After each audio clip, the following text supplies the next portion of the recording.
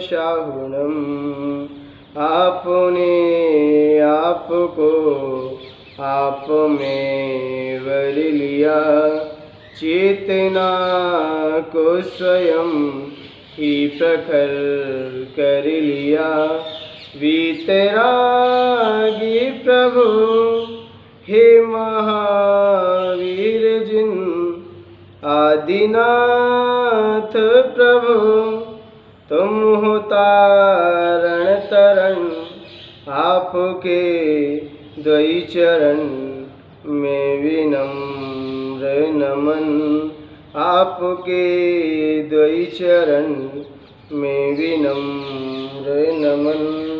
जय बोलिए अनंतानंद सिद्ध परमेश्वर भगवान की जय। प्रथम तीर्थंकर श्री ऋषभनाथ भगवान की जय। धर्म तीर्थ शास्त्र नायक अंतिम तीर्थंकर भगवान महावीर स्वामी की जय। परम पूज्य आचार्य भगवंत गुरु श्री मानतक महाराज की जय। आचार्य भगवंत गुरु श्री विराट सागर जी गुरुदेव की जय। मम दीक्षा गुरु आचार्य भगवंत गुरु श्री विनम्र सागर जी गुरुदेव की। मथुरा सिद्ध क्षेत्र की जय हो। मुनि मुनि श्री विनम्र सागर जी महाराज की जय। उद्भूत भीषण जलोदर भार भोग्ना, शोचाम दशामुपगताश्च्युत जीवताशा। त्वत्पाद पंकज रजो मृत दिग्गदेहा, मर्त्या भवन्ति मकरध्वज तुल्य रूपः। भक्तामृत स्तोत्र जो कि एक महास्तोत्र है। आज इस भक्तामृत स्तोत्र जो कि 45वां काव्य, उसकी महिमा को आज अपन समझने का प्रयास करेंगे, क्योंकि भक्तामृत स्तोत्र जिसकी महिमा सुनने से या पढ़ने से हर व्यक्ति के अंदर एक नई ऊर्जा पैदा करता है, क्योंकि इसके एक एक बीजाक्षर एक एक मंत्र का काम करते हैं और इन बीजाक्षरों का ध्यान करने से व्यक्ति के अंदर नई ऊर्जा पैदा, नए चिंतन, नई सोच और नई विचारधाराएं जन्म ले लिया करती हैं।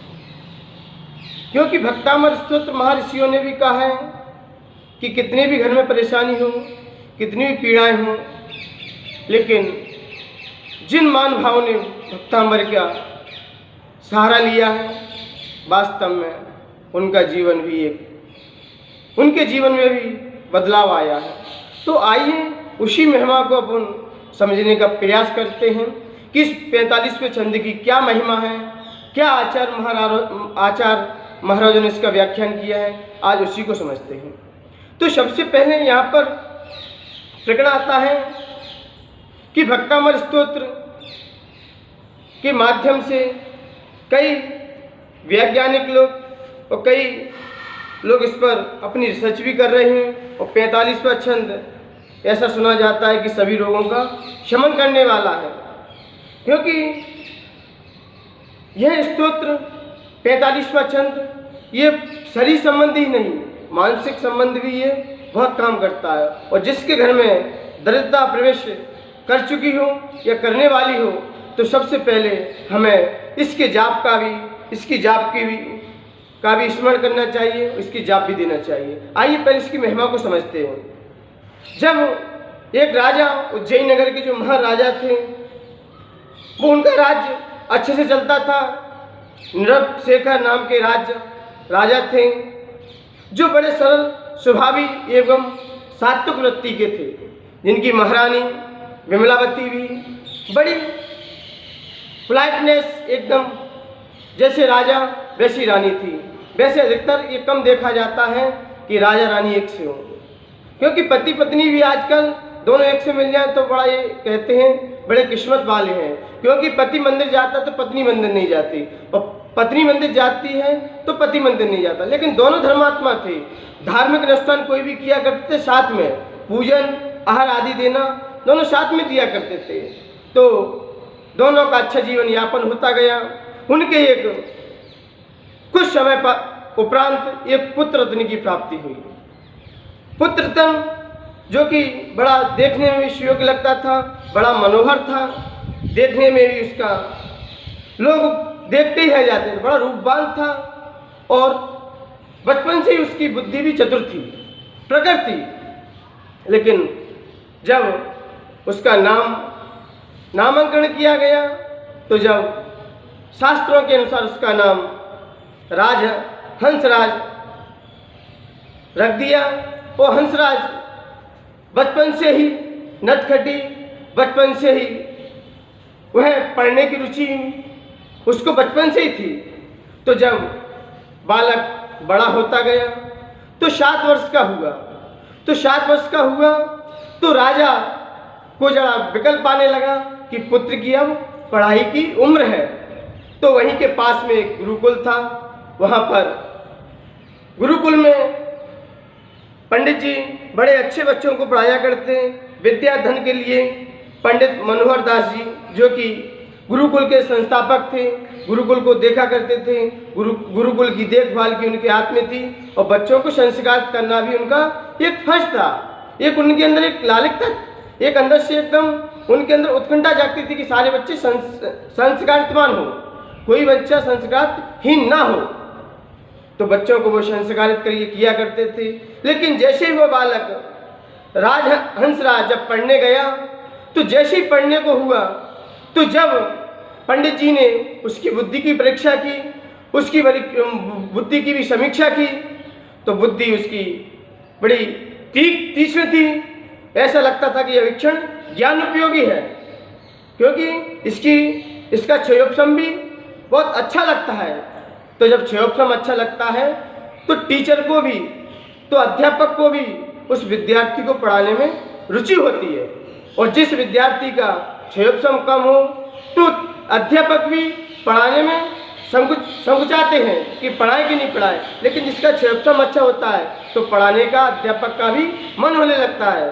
तो वहाँ के पंडित जी ने उस विद्यार्थी को इतना पढ़ाया कि संस्कृत, व्याकरण और सिद्धांत और ज्योतिष शास्त्र आदि शास्त्रों का उसे अध्ययन कराया।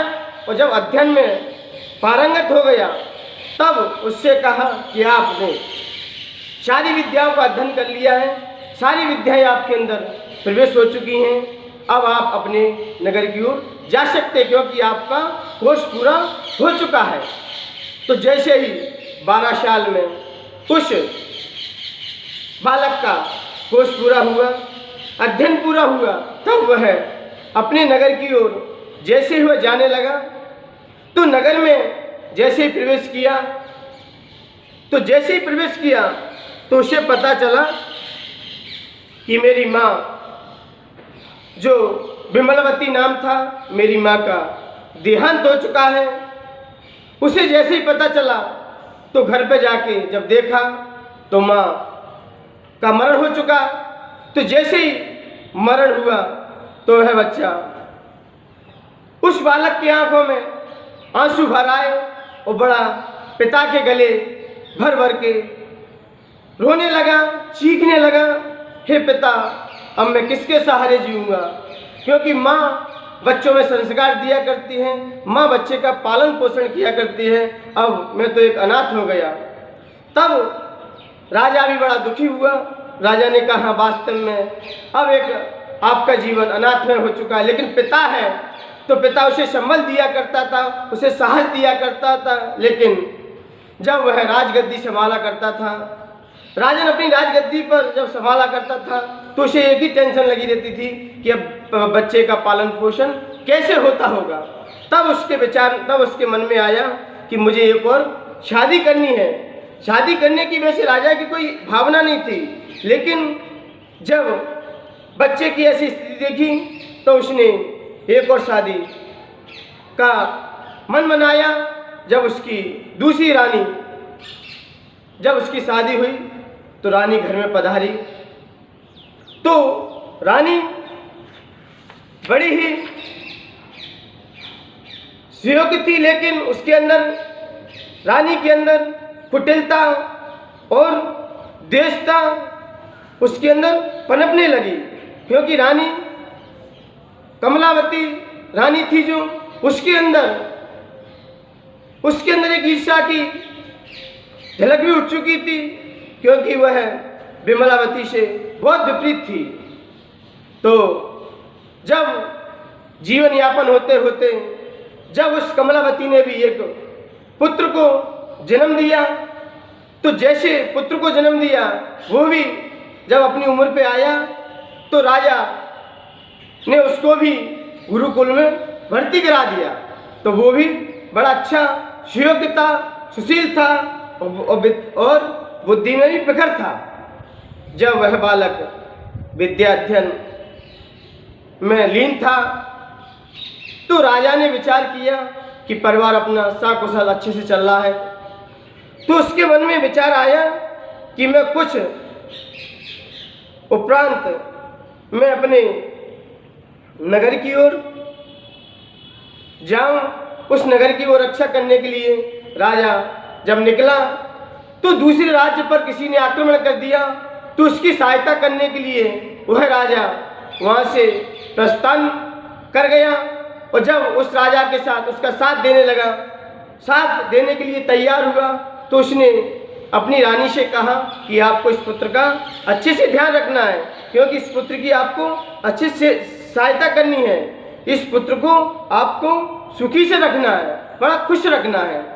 जब ऐसे राजा के वाक्य सुने तो रानी ने राजा की आज्ञा को सुरक्षित किया, अपने मस्तक पर लगाया। बातों को बड़ा रुचिपूर्वक सुनते ही जब वह राजा दूसरे राज्य पर राज्य की सहायता करने के लिए जैसे गया, तो रानी के मन में ये विचार आने लगा, कहीं ये राजहंस कहीं ये बड़ा हो गया तो इसके हाथ में आगे का राज्य चला जाएगा, तो मेरा पुत्र तो इसका गुलाम बना, इसकी गुलामियत करता रहेगा, इसके नीचे चरणों में बैठा रहेगा, मेरा पुत्र राज्य संपदा को नहीं प्राप्त हो पाएगा।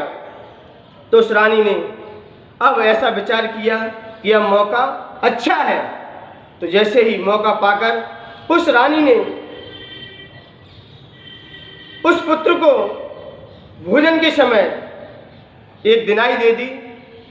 दिनाई का मतलब हुआ करता है कि दिनाई ऐसी वस्तु है जिसे खाने से जिसका भक्षण करने से व्यक्ति दिन पे दिन शक्तिहीन होता रहता है और अंतिम समय में मृत्यु को भी प्राप्त हो जाता है। तो सौतेली माँ ने उस बालक राजहंस को जब दिनाई दी भोजन में, तो वह तो शक्तिहीन होता चला गया। शक्ति उसकी शारीरिक शक्ति और मानसिक शक्ति क्षीण होती चली गई। तब उस पुत्र ने कहा कि उस पुत्र ने विचार किया कि उसका सारा जीवन शक्तिहीन कमजोर होता गया, वात पित्त से भी विकृत होता गया और खांसी और तीव्र बुखार से भी वह पीड़ित होता गया। राजहंस अपनी सौतेली माँ के व्यवहार को समझ नहीं पाया, और जब उसने ऐसा जाना तो वह आगे चल के सौतेली माँ का व्यवहार भी समझ गया। तो जब उसने कहा जब मेरी माँ थी तो मेरी माँ ने तो मेरे साथ ऐसा व्यवहार नहीं किया।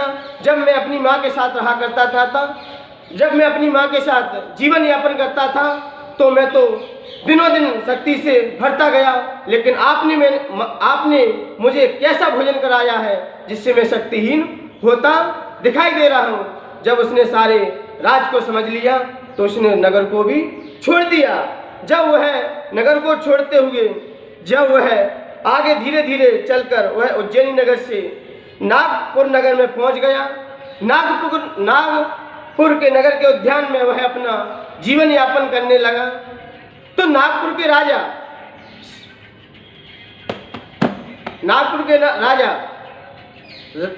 राजा भी बड़े गुणवान थे, बड़े सज्जन थे, सुशील थे। वहाँ के राजा मानगिरी जो बड़े सुशील थे, उनकी पुत्री कलावती नाम की उनकी गुणवान पुत्री थी। जब वह अपनी पुत्री से चर्चा कर रहे थे कि हे पुत्री, आप किसके भाग्य का खाती हो, तो वह पुत्री तो क्योंकि वह पुत्री की संगति माताजियों की सेवा करना, माताजियों के प्रवचन आदि सुनना, उनका उनकी हर क्रिया में सहायता देना और जिन धर्म की शिक्षा को हमेशा वह ग्रहण करती गई और सिद्धांतों को भी उसे ज्ञान होता गया। तो पिता के जब ऐसे शब्द सुने तो पिता ने कहा, तो पुत्री ने कहा पिता से कि हे पिताश्री, सब जीव अपने अपने भाग्य का खाते हैं, कोई किसी का कुछ नहीं खाता, सब जीव अपने अपने स्वयं करता है, कोई किसी का करता नहीं है। तो पिता ने जब पुत्री के ऐसे अपमान भरे शब्द सुने तो पिता के दिल में एक ईर्ष्या की ज्वाला प्रकट हो चुकी कि जब मेरे राज्य में रहकर मेरा ही खाती है और ये कह रही कि सब जीव अपने अपने कर्मों का खाते हैं, सब जीव अपने पुण्य कर्म और पाप कर्म का भोग करते हैं, पाप पुण्य कर्म को बिताया करते हैं। जब ऐसे वचन सुने तो पिता को, जब ऐसे शब्द सुनते ही तो पिता के अंदर एक धधकती हुई आग जली। उसने अपने सैनिक को बुलाया और सैनिक से कहा कि नगर में ऐसे व्यक्ति की खोज कीजिए जो दरिद्री हो, जो विकारित हो, जिसके जीवन में हर समय उसका जीवन दुखी से यापन होता हो। ऐसे दरिद्री पुत्र की या दरिद्री वर की खोज कीजिए। तो सारे सैनिक तितर बितर हो गए और मंत्री ने राजा को बहुत समझाया कि पुत्री नाजुक है, आप तो राज्य किया करते हो, आप तो समझा करो। लेकिन मंत्री की बात राजा के दिल और दिमाग में नहीं उतरी। उसने जब सैनिकों को घोषणा की तो सैनिक जब रास्ते भर खोजते खोजते जब एक अपने उद्यान में पहुँचे, वहाँ पर ये हंसराज नाम का बालक बड़ा कोढ़ से युक्त था, इसका शरीर भी बड़ा दुबला पतला होता गया। तो जैसे ही दुबला पतला देखा तो सभी सैनिकों ने कहा कि यही सबसे ज़्यादा दरिद्री और दुखी दिखाई देता है, यही बीमारी से ग्रसित है, तो इसको ही राजा के दरबार में उपस्थित किया जाए। जब वह बालक को लेकर जब राजसभा में पधारे तब वह बालक राजा को प्रणाम करते हुए बोला कि आपकी पुत्री तो बड़ी सुयोग्य है, कुलवती है और धर्मात्मा है, तो मैं तो कहाँ से इसका जीवन यापन कर पाऊंगा। जब ऐसे शब्द बालक के सुने राजा ने तो राजा तो अंदर से दहक रहा था। उसने अपनी पुत्री को बुलाकर उस पुत्र के साथ विवाह कर दिया और उसे अपने उद्यान नगरी की ओर प्रस्थान करवा दिया। तो जैसे ही वह बालक उस नगरी की ओर प्रस्थान करते हुए उस उद्यान में पहुंचा और उसकी पुत्री भी उसके साथ थी। दोनों का विवाह होते होते जब उद्यान नगरी में पहुंचे तो वहां पर जब रहने लगे तब उस कलावती जो उसकी वधू थी, उसकी पत्नी थी, तो उसने अपने पति को जब कुष्ठ रोग से ग्रसित देखा तो उसने उसकी सुसेवा की, उसको नहलाया धुलाया और जहाँ पर रोग था उसकी उपचार किया। लेकिन जैसे ही उपचार किया तो उसी उद्यान नगरी में एक संत विराजमान थे। जब उस नगरी में संत विराजमान थे, जो कि संत के पास जैसे ही वह पहुंची तो संत को जैसे ही देखा, क्योंकि संत दिगंबर संत एक वृक्ष के नीचे अपने ध्यानस्थ थे, जैसे ही उस रानी ने, उस बालिका ने बड़े खुशी से आंसू पात्र बहाते हुए उस अपने पति को भी साथ लेकर अपने उस उद्यान नगरी मुनराज के दर्शनार्थ हेतु पहुंची। तो वहां पर जैसे ही मुनराज को प्रणाम किया तो जैसे ही प्रणाम किया तो उसके अंदर से आंसू पात्र अपने आप झरने लगे। तो जैसे ही मुनराज ने कहा कि हे कलावती, आप तो रूपवान हो और ऐसा लगता है कि आपकी अभी भी शादी हुई हो, क्योंकि उसके हाथों में मेहंदी रची हुई थी। तो जब मुनराज ने देखा कि आप तो इतने सुयोग्य हो, इतनी रूपवान हो, इतनी ज्ञानवान हो, लेकिन ये कौन है, तब उसने सारा वृत्तांत बताया कि ये मेरे पति हैं। उसने पूरा वृत्तांत मुनराज के चरणों में अपना बता दिया। तो मुनराज से उसने कहा, मुनराज से बड़ा निवेदन करते हुए कहा कि हे मुनिवर, मेरे पति को कुष्ठ रोग है, कुष्ठ से पीड़ित है, दुखी है, इसका क्या उपचार है? तब मुनिराज ने कहा कि आप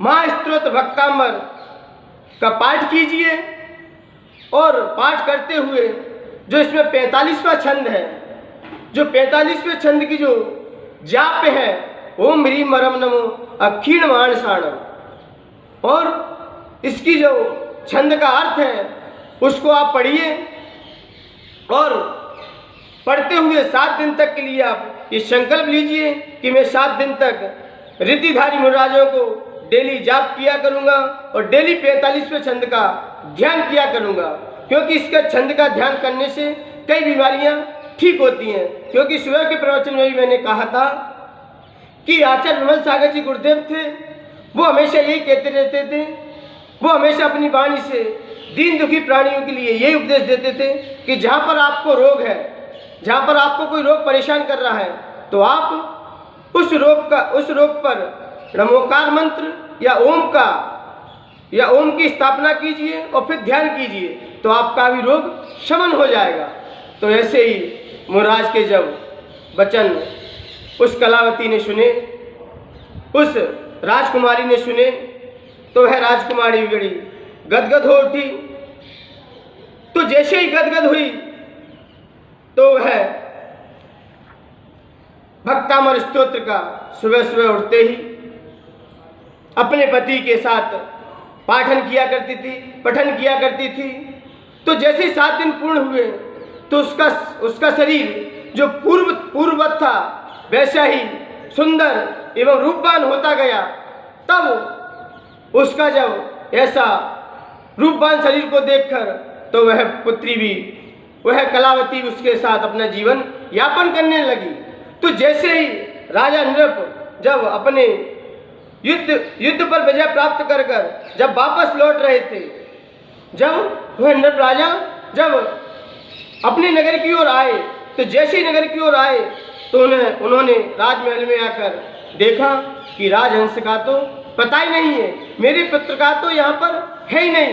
तब उसने उस रानी से पूछा कि पुत्र कहाँ गया है? तो रानी बोली, ईर्ष्या भरे शब्द से बोली कि आपका पुत्र तो ऐसा ही है, उसने अपने कुल को भी कलंकित कर दिया है। वह किसी काम भोग विलास के कारण वह किसी पुत्री का हरण कर ले गया है। तो जैसे शब्द सुने और उधर राजा जो मानसिंह, जो मानगिरी जो राजा था, उसको पता चला कि उसका जमाई जो स्वस्थ हो चुका है। तो जैसा ऐसा सुना तो जब दोनों राजा आमने सामने पहुंचे तो उद्यान नगरी में दोनों पुत्र और उसकी पत्नी दोनों अपना जीवन यापन कर रहे थे। तो जैसे ही राजा ने देखा तो राजा ने कहा कि आप नागपुर की ओर चलिए, अपने सभा में प्रस्थान कीजिए, क्योंकि वहीं पर आपकी शोभा है।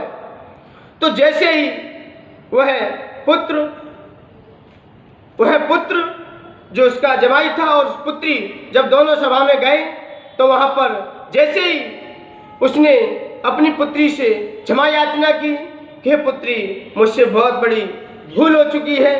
उधर राजा नृप भी उसी नागपुर, उसी मानगिरी राजा के पास पहुँचे। तो वहाँ पर दोनों का मिलन हुआ और दोनों का जब मिलन हुआ तो बड़े गदगद हो उठे कि वास्तव में ये 7 दिन की महिमा, जो 7 दिन की भक्तामल की महिमा के कारण जो इसका शरीर बिल्कुल मरणांत हो चुका था, मरण की शैया पर लेट चुका था, लेकिन आज इसका रूप सुंदर एवं सुशील एवं रूपवान हो चुका है। वास्तव में ये भक्तामल की महिमा है। तो दोनों राजाओं ने जैन धर्म की महती प्रभावना की और कई जिनालय की स्थापना की। और राजा नृप शेखर थे, उन्होंने अपनी रानी के दुष्चारित्र को देखकर, कुटिल भाव को देखकर वहीं से उन्हें वैराग्य हो गया और वहीं से जिन पथ पर आगे बढ़ने लगे, वहीं से उन्होंने दिगंबरी दीक्षा को धारण कर समाधि मरण कर अपना भव सुधारा। मान्यवर ये थी घटना राजाओं की ये हंसराज की घटना थी कि वह हंसराज भी स्वस्थ लाभ होता हुआ दिनों दिन अपनी उन्नति को प्राप्त कर अपने लक्ष्य को भी प्राप्त हो चुका। इसलिए मान्यवर, जिनेंद्र भगवान की भक्ति श्रद्धा और समर्पण के साथ की जाए तो ये शक्ति, ये भक्तामर की शक्ति नहीं, हर शक्ति आपके अंदर प्रवेश कर सकती है। इसलिए हमें श्रद्धा और भक्ति के साथ कोई स्तोत्र पाठ आदि पढ़ना चाहिए ताकि हमारा जीवन भी ऐसे ही निकले। इसलिए मान्यवर, ये 45वां छंद सर्व रोग नाशक भी है और इसकी जाप भी ओम ह्रीम रम नमो अखिल मानसाणम, इसकी जाप भी हमारे घर में दरिद्रता का भी विनाश करती है और घर में हमेशा सुख